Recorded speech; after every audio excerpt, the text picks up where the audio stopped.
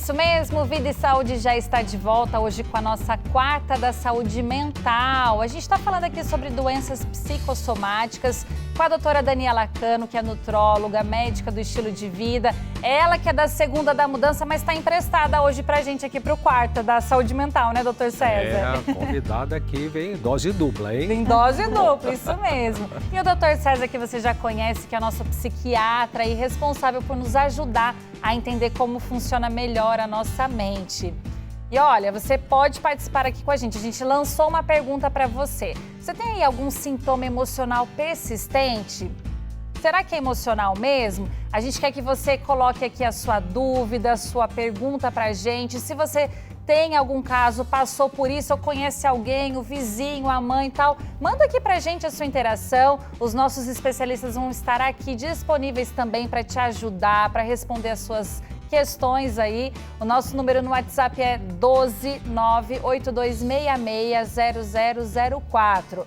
Caso você não queira se identificar, não tem problema, a gente aqui não fala seu nome, de onde você veio, a gente só vai colocar a sua questão, o seu problema, mas eu tenho certeza que de alguma maneira a gente pode ajudar você, tá bom? A gente está esperando aqui a sua participação.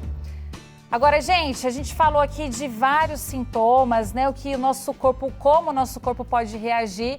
E eu queria saber se tem tratamento disponível para isso, né? Porque a gente falou dessas reações, o que vai acontecendo, mas e tratamento? Tem tratamento para isso? Eu vou até colocar aí na tela, acompanha com a gente.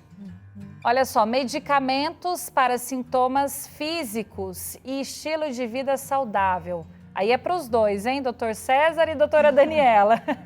O estilo de vida, doutora, como que ele pode influenciar nisso?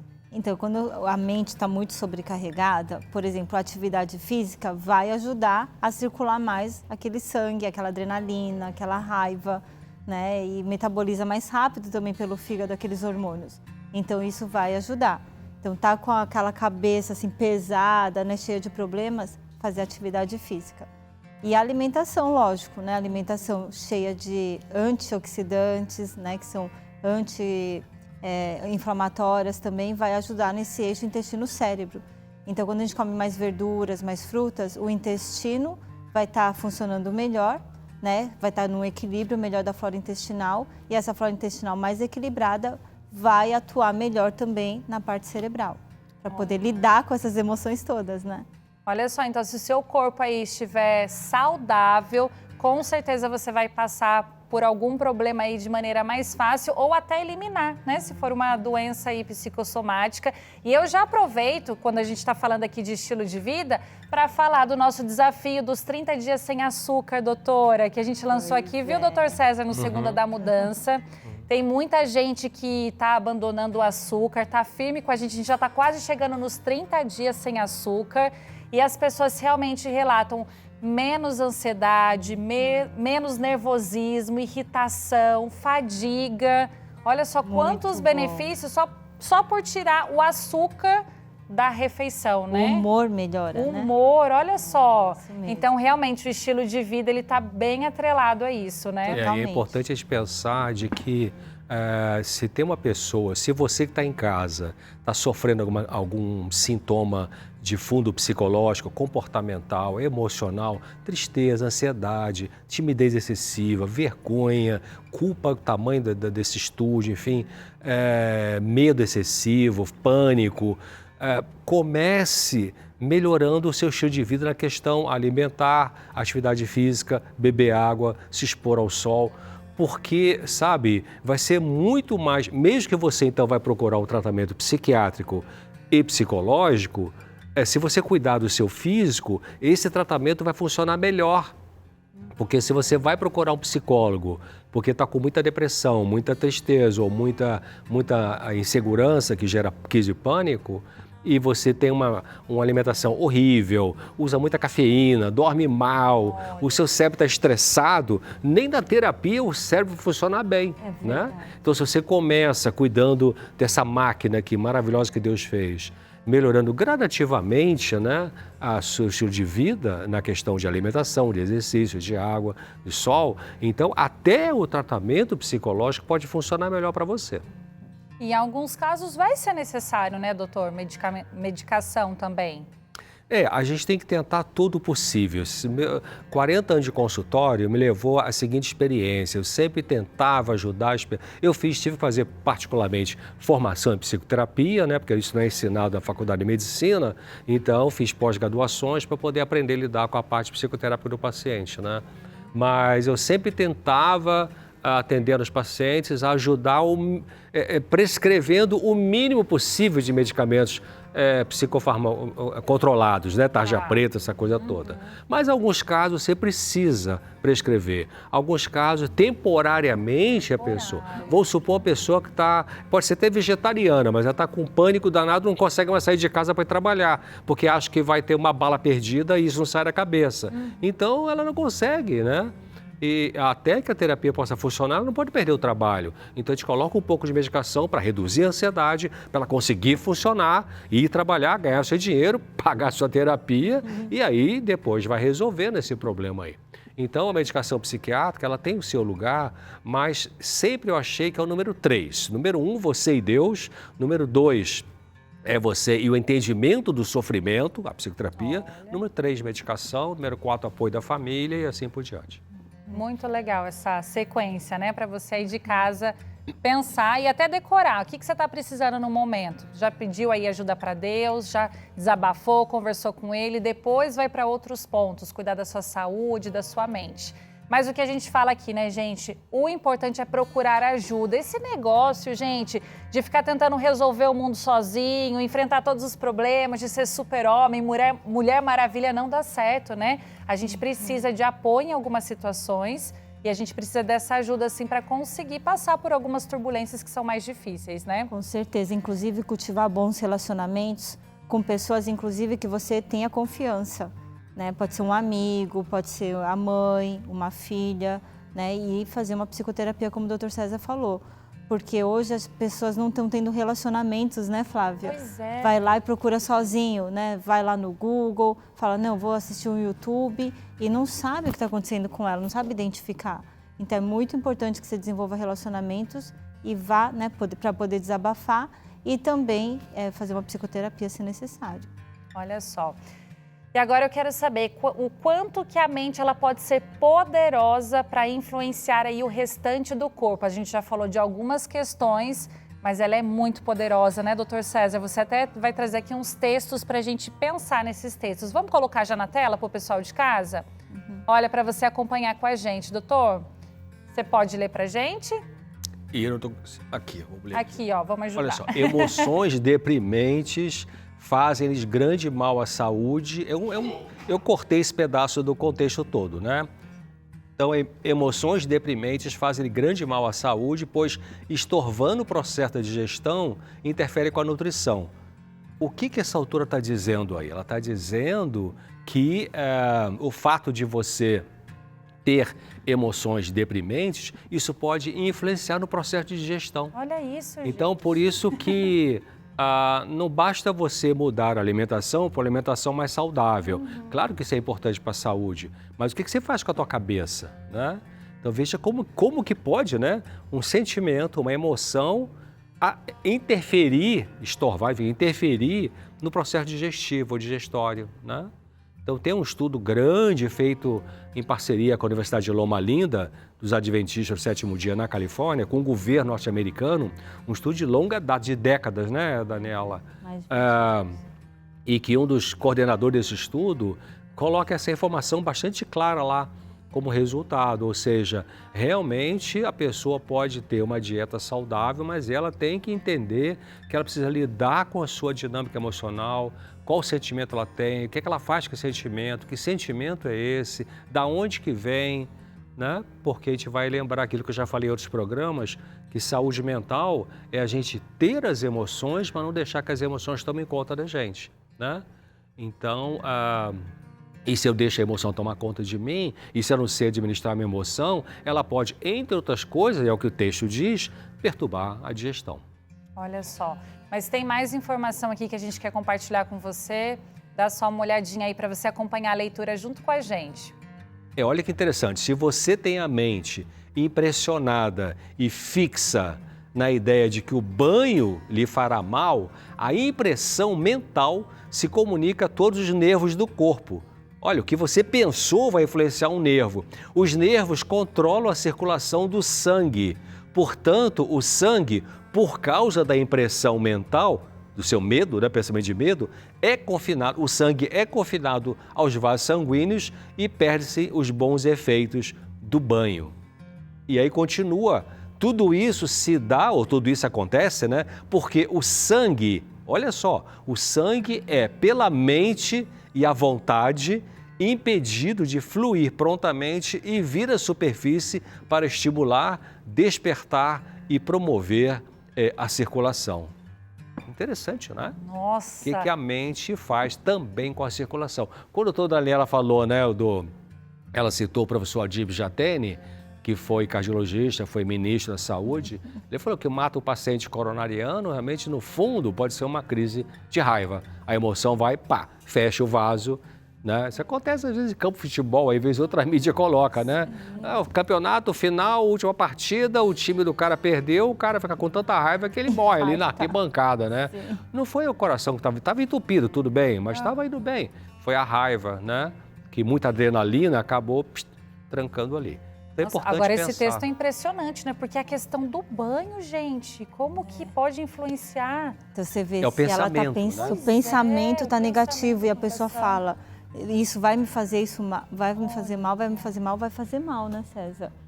Você não atende isso no consultório também? Às vezes eu atendo que a pessoa fala, doutora, eu não vou tomar esse remédio. Eu não vou tomar esse remédio que vai me fazer mal. Eu fico assim, eu já tenho que pensar 1000 vezes se eu vou prescrever aquilo, porque ela acha que aquilo vai fazer mal.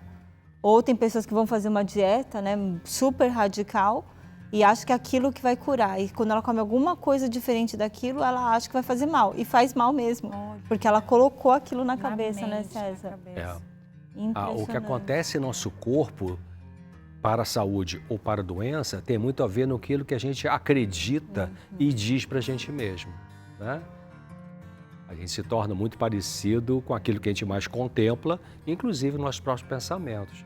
Por isso que essa autora que eu gosto de citar, tem um livro dela chamado Mente, Caráter e Personalidade, volume 2, tem um capítulo chamado Hábitos de Pensamento. O que ela fala ali? Desde a virada do século XIX para o século XX, que está escrito isso, né? E a ciência hoje está cada vez mais comprovando. Os pensamentos têm que ser educados, os pensamentos têm que ser treinados. Não é natural a gente ter pensamentos saudáveis, a gente vai ter que lutar por eles. Não é um medicamento que não é um Rivotril da vida que você vai tomar e que vai fazer com que você tenha pensamento saudável. Você vai ter que treinar o pensamento saudável. Senão ele vai prejudicar o seu corpo em algum ponto mais frágil ou mais forte, né, do seu corpo. E por isso que a gente tem que cuidar com as vias da alma, né? Aquilo que a gente está escutando, aquilo que a gente está falando, aquilo que a gente está pensando, porque se a gente está só assistindo filmes de terror, por exemplo, que dão ansiedade, filmes de traição, ou lendo livros, não é, que não edificam, ou escutando músicas também, isso tudo vai afetar, inclusive, a mente, né, e podendo dar mais doença psicossomática. Então, precisa cuidar com as vias da alma. Até no reino animal foi feita a experiência, você falou música, eu lembrei, Daniela, até no reino animal foi feita a experiência antiga, meio clássica aí, de que colocaram vacas num curral, escutando música rock pauleiro o tempo todo. Verdade. E depois colocaram outro grupo de vacas escutando música clássica, suave. O rock pauleiro não conseguiu produzir leite, e as outras colocaram um monte de leite para fora. Estresse, né? Estresse afetou a produção de leite. Olha só. Ô, gente, olha, e agora, o que a gente faz quando uma pessoa ela tem resistência em tratar as emoções?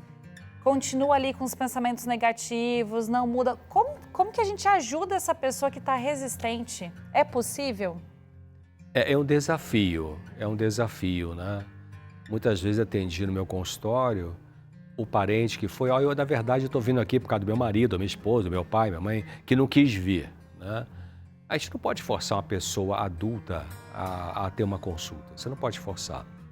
Então, o que eu recomendo, olha, fala com a pessoa para assistir esse vídeo, né? Deixa uma revista lá em cima da mesa, da Vida de Saúde, por exemplo, ou uma das nossas revistas da série Esperança, né? Você pode pedir aqui e, olha, dá uma lidinha aqui, você oferece a pessoa para ela ler.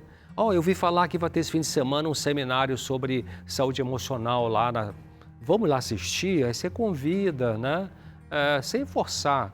Vai que um dia a pessoa aceita e pá, Deus trabalha e a pessoa dá um clique, né? E aí ela começa então a aceitar uma ajuda para aprender a lidar melhor com as emoções. Ou vai oferecendo algum tipo de literatura, de vídeo, de curso, né? Até porque eu acho que as pessoas mais novas, né, acabam tendo acesso a esse conteúdo, procuram mais ajuda, mas às vezes, doutor César, as pessoas mais idosas são mais resistentes em acreditar que a mente está produzindo isso no corpo dela. Então, para ajudar essas pessoas também, esse pode ser um caminho, né?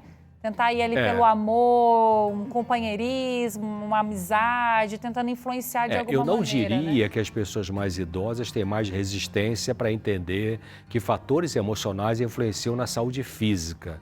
Depende de quem é esse idoso ou essa idosa. Porque tem idosos mais abertos, até do que alguns jovens, né? Sim, é verdade. Para várias coisas na vida. Mas tem alguns que são muito fechados, né? Então aí é mais difícil, Vivi é a sempre barreira. assim, e vou continuar, né? Acho que não tem esperança por causa da Exato. idade, né? Mas independente. Aquela senhora que eu falei para você já estava com mais de 70 anos, né? E ela foi aberta a falar, não, essa dor aqui não está normal, né? Muitos anos, todos os medicamentos não estão me fazendo bem. E ela ficou aberta, né, para entender que realmente era uma doença psicossomática. Então, não importa a idade que você tenha, né? O importante é estar com a mente aberta para estar entendendo mais essa relação da mente e do corpo. É porque, na realidade, é difícil a gente lidar com a nossa dor emocional. Tomar consciência da nossa dor não é fácil. Cutucar a ferida, né, César? Tem um artigo que eu escrevi um artigo que o título é assim, A Cura Dói. A cura dói, porque a gente vai ter que lembrar de situações que foram traumáticas na nossa vida e que a gente preferia manter por baixo do tapete da consciência o tempo todo e tomar um remedinho para lidar com aquela angústia que foi produzida por causa daquelas situações traumáticas. Mas não tem cura se você não dá uma olhada naquilo que machucou. Como é que a gente pode curar uma doença se a gente nega a doença ou se a gente não dá uma parada para entender de onde vem essa doença ou sintoma, né? Então, a maioria das pessoas que acaba não aceitando um tratamento ou uma orientação ou um texto para ler ou assistir um programa como esse, não quero ver, não quero saber nada disso e tal, a minha vida não tem jeito e tal. Então, essas pessoas, elas estão com medo de enfrentar a dor. Não tenha medo. Tem uma passagem bíblica que Deus falou assim, eu não vou permitir que você tenha uma dor que você não possa suportar. Claro, sentar para falar da dor não é agradável, é totalmente diferente você sentar para comer açaí, né? Agora, não tem jeito de curar se não parar para pensar na dor, para ver como você vai lidar com ela agora de uma forma melhor. Olha só, e será que a gente consegue dar esperança para outras pessoas através disso? A gente tem até uma pergunta que acabou de chegar aqui, vamos colocar na tela? Uma pessoa aqui, anônimo, está falando assim, olha, no ano passado eu tive um problema capilar que foi diagnosticado como dermatite seborreia. Realmente estava passando por uns problemas familiares em casa. Gastei muito com medicamentos e tratamentos caros em geral. Só que hoje eu me sinto bem emocionalmente e o problema continua mesmo usando medicamentos prescritos pelo médico. Esse problema tem cura? E aí, doutor César, doutora Daniela, como que a gente pode ajudar essa pessoa? Sim. Primeiro de tudo, você tem que ver porque a dermatite seborreica é causada por um fungo. Então, se você está usando água muito quente para lavar a cabeça, né, e está lavando o cabelo à noite, você pode, né, abafar aquele cabelinho e criar um ambiente mais propício para ter esse fungo. Então, primeiro de tudo, você vai começar a lavar a cabeça com água mais fria e pela manhã, não à noite. Né? E tem que ver se realmente, como o doutor César falou, às vezes você está se sentindo bem emocionalmente porque você deixou o problema para lá. Né? Às vezes a gente tampa assim, fala, não, já resolvi, já perdoei aquela pessoa, mas no fundo, tá com aquela mágoa, às vezes está com uma raiva, né, que não foi bem trabalhada. Então, precisa ver se realmente foi resolvido, porque às vezes a pessoa está melhor porque aquela raiva já passou, mas ficou uma mágoa. Então, isso precisa ser trabalhado também, além da parte física, né, do fungo. Não pode tomar banho com água quente. Olha só, espero ter te ajudado aí, viu, amigo, amiga. Mas a gente está torcendo para que você fique bem de verdade também, tá bom? Olha, a gente vai continuar esse assunto aqui. Logo mais também a gente vai responder as dúvidas que estão chegando. Então, se você ainda não mandou a sua dúvida, corre que dá tempo, manda aí no nosso WhatsApp. E a gente vai conhecer ainda a história da Vanessa. Tem muita coisa aqui para te ajudar, para você talvez se identificar e tentar mudar aí o rumo da sua vida também, tá bom? A gente vai para um rápido intervalo, mas antes tem um recadinho da Teru. Depois a gente volta aqui com você.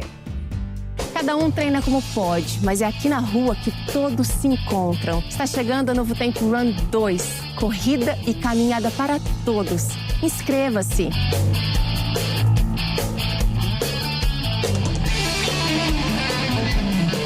E eu também vou estar lá. Vem correr comigo.